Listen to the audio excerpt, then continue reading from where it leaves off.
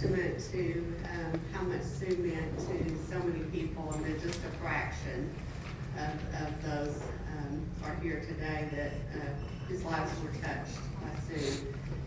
I know a lot of us weren't able to go to Blanchard to go to the funeral. I really appreciate the family bringing some of the brochures from the funeral to share with us today for our service. I'm really glad that we were able to have something here, a very special memorial to honor Sue's life. She was definitely one of a kind, and she's going to be greatly missed by all of us. Will you join me as I lead us in prayer? Gracious God, today we're filled with sadness and loss, but also with gratitude and joy for the life of Sue Hamilton and for how much she touched so many of us. May the memories that we hold close remain strong in our minds and in our hearts. Grant us a sense of comfort and peace as we enter into this time together today. This is my prayer. Amen. When I think about Sue, I think of her calm and steady presence as a cashier. A lot of people would move around to get into Sue's line every day. She had a touch of kindness about her and a twinkle of a sense of humor that was ready to pop out at any moment in her eyes. Many days when I came through her line at lunchtime, she would be looking around me and she would say, "Where's Mike? Is he here today?"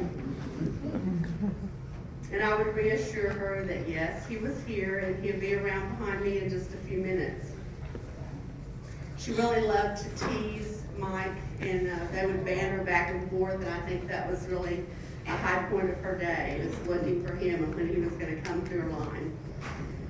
And it was because of that, the very special relationship that they had, that I asked Mike to do the service here today, because I think that's what Sue would have wanted. I think that's what would have been very meaningful to her.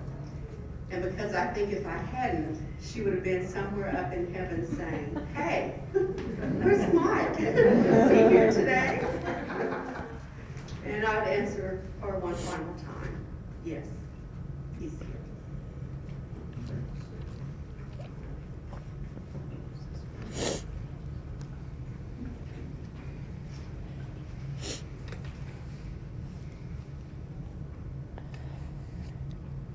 Before I make a few remarks, and I'm going to speak for myself and some others, I want to introduce to those of you who may not know 3 members of Sue's family who are here today. Her daughter, Denise Kite, her sister, Alpha Cherry, and many of you who would hear her stories would hear the stories about the sisters' trips, the places that they would go. And Alpha was just now telling the story about they went to several places to see family cemeteries. They went to Memphis to see Graceland, and Sue said, "My God, are we ever going to go where anybody's alive?" That sounded just like her.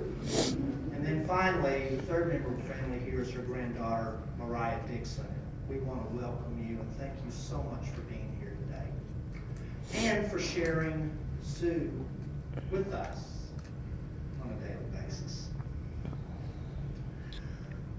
Manuel came by today, and I have a couple of more serious things to say, but we've got to talk about Sue and her sense of humor. And she bantered with so many of us, and we bantered back.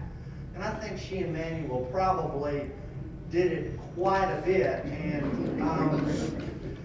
he loved to sneak up behind her and scare her, especially when she was working in the line. And my favorite story that he told me today was the story about a patron coming up and asking for a plastic bag, and he said, "Well, you can't have this bag, but I can give you a plastic bag." So that was kind of their relationship in some ways. And He called her the pit bull because you couldn't put anything past her. You couldn't get anything by her. And Carl, the engineer, called her the Iron Curtain. And he would come periodically to get ice cream, but always would look around the corner to see if she was there, because I think she kind of got onto him if he ate too much. And a couple of years ago, I said to Sue, I said, you know, I'm trying to lose some weight. I was in kind of one of those phases. It was very short-lived. And I said, you need to keep me out of the donut case. And she said, okay. And boy, she kept me out of the donut case. And about once every 4 or 5 weeks, I would come through and I would say, I'm off the wagon today. And she would look at me, and she would look at the register and say, are you sure you want to buy that? I said, yeah, we can laugh about that and go on. And she always charged me $13, no matter what I was fixing to purchase.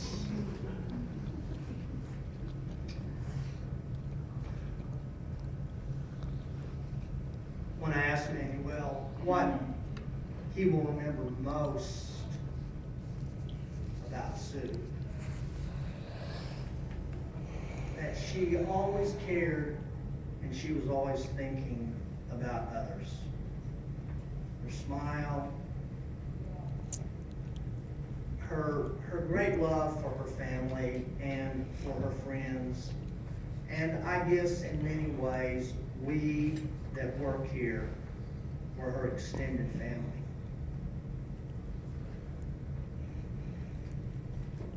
So Jesus says these words, so whatever you wish that others would do to you, do also to them. It's called the golden rule. And I think she lived it. I think her love for God motivated her love for her family and for her friends. And her caring extended to the entire hospital.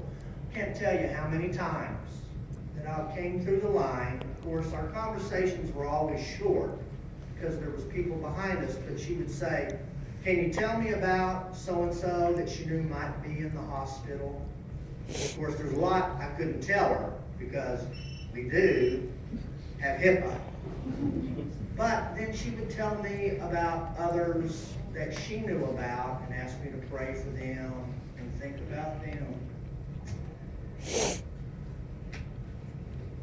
And here are some remarks from others that were on the My Link. And I'm going to go ahead and read these names. I'm sure they're not going to mind being attributed to them. Kyle says, I can't believe she's gone. I feel like I just saw her the other day. She will be missed. Sue says, I agree with you, Kyle. So sad to know our little chats, keeping each other posted in Blanchard, USA, are a thing of the past. She will be greatly missed. Tim says she was always a real sweetheart to me and will definitely be missed. Kathy says Sue will be missed. I send my sympathy not only to her family, but to all the dietary workers that work side by side every day with her. She was a sweet lady, and once you got to know her, she would talk your ear off. She will be missed. Manuel says Sue was a very dedicated and loyal employee. She was a very kind-hearted person, and we miss her very much. No one will ever be able to take her place with her humor and care that she had for others. And Paula says, Sue and I started about the same time, and we hit it off from the start. It makes me sad that she's gone. I want to send my sincerest condolences to her family, to her friends, and all her co-workers. I will miss her very much. Love you, Sue. Some of you may not know that Sue and her sister together had 5 foster children.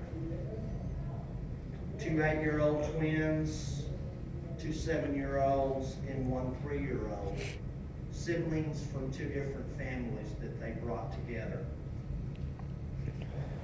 Sue loved those children. And I just talked to Alpha, and of course, they're gonna continue their relationship with the kids, and I'm sure it's gonna be harder now. But I think all of these things combine to create a picture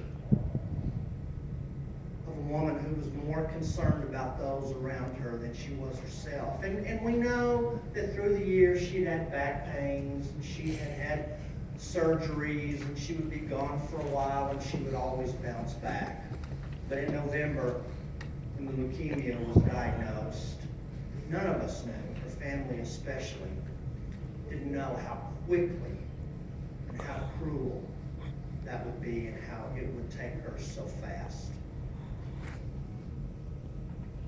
Man, she is going to be missed so badly. Not only by her family, but especially by those of you who worked so closely with her. But we always have a challenge in front of us when we lose someone we love, when someone dies. And it is to take the characteristics of that person that we really admired the most about them and incorporate them into our lives so that we can honor those who have died that we love.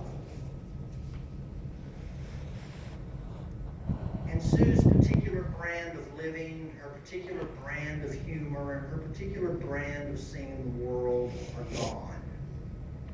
They are unique to her. But I can tell you this, she would want us to continue as a hospital family, to care deeply about one another, to know each other and know what's going on with each other, and especially to continue to have a lot of fun with each other. And it was always nice to walk through the line for a snack or for a donut or for lunch and have her break up my day. And I know all of you sitting here say the same thing. I pray God's blessings to Denise and Alpha and Mariah on your lives, on your families' lives. Know that this is going to be a very hard road for you, but know that we're going to walk it with you. And we are always here because we are your extended family. I was very happy when Denise told me that she would be willing to come and talk some about her mom. So Denise, I'm going to ask you to come. Oh, Mike, I think if she's charging you $13, you have a lot of bills. Yes, I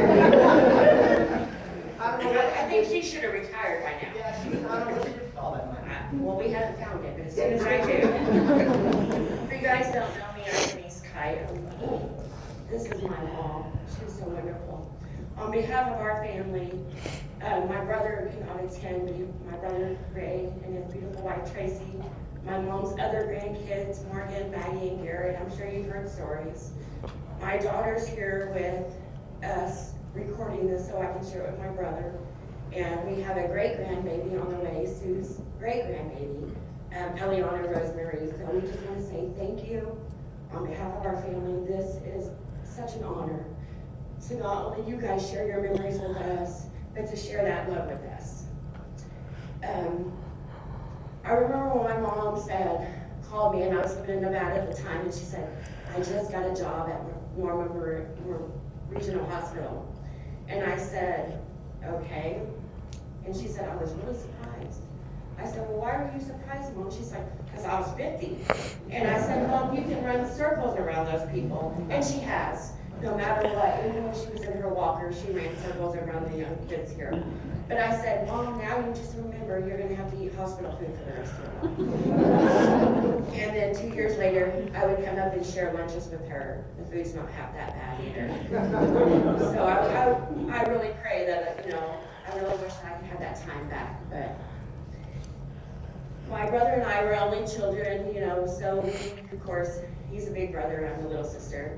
And he had a hard time pronouncing my name, so he always called me Sissy. And, I hated that because my aunt had boys, my other aunt had boys, and there was 2 girls, my aunt's daughter Cindy and me. So we hung around with boys all the time, and no girl was to be called Sissy growing up. So about 3 weeks into the hospital, my mom had just made it out of ICU, and she tapped me on the leg and said, "I love you, Sissy." And what a proud day that was to go back and remember that I will always be that little girl. And I would have done anything had I been able to crawl in that bed and just taken all that. But she's in a better place now. You know, there's no suffering, and there's no more walker and surgeries and everything. And I'm gonna tell you a story about my mom that you probably didn't know. She was a survivor and an overcomer of domestic violence. And she hid that behind a smile, and she wouldn't share that with anybody. So not only was she an overcomer by her smile, but she showed her loyalty by her friendships. And even if she didn't really like somebody, everything was okay. Her love for people was so contagious. And all of you being here says that. And I want you guys to know, no, we are family by blood, her and I and our family, that you guys have made it, you have joined our family. She loved being here, and I gotta tell you a few things about John and Manuel. When my mom started working here, John is gone, so she talked about him often.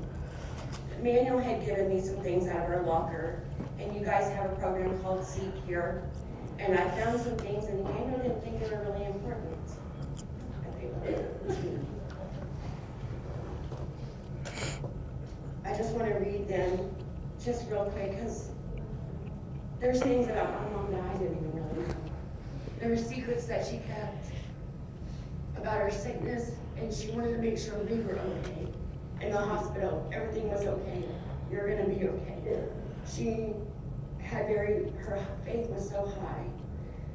So there was things that I didn't know, and I don't know, I can't really read these people's handwriting, so if you're here, I'm so sorry. And Sue always greets customers, both eyes, and visitors with a smile. Today, 5:28, I had forgotten my badge, and instead of me running downstairs, Sue swiped her own badge for me. A very sweet and heartfelt gesture. Amplifies Seek. And there was another one. Sue is always happy and helpful person. She has gone out of her way to find out if something has meat in it for me. I'm a vegetarian. I'm always happy to see her. And there was things that you guys shared that I would never be able to share. And there was times that you guys got that I'll never be able to get back. But I hope that you remember that her faith in Christ took her to a better place. And I hope you guys remember that there's no more pain. And she was such a blessing, and her legacy will live on throughout all of those friendships. And I do hope that you do what you say and stay a family, because that's what she would have wanted.